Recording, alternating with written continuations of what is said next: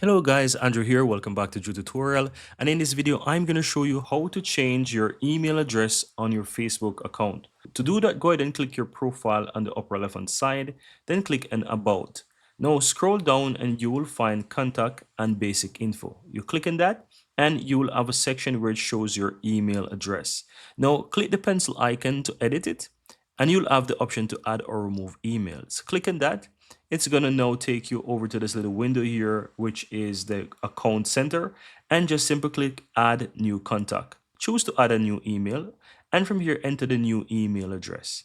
And so once you add this email address, just check the box here for what you want. Just go ahead and check the box for the profile.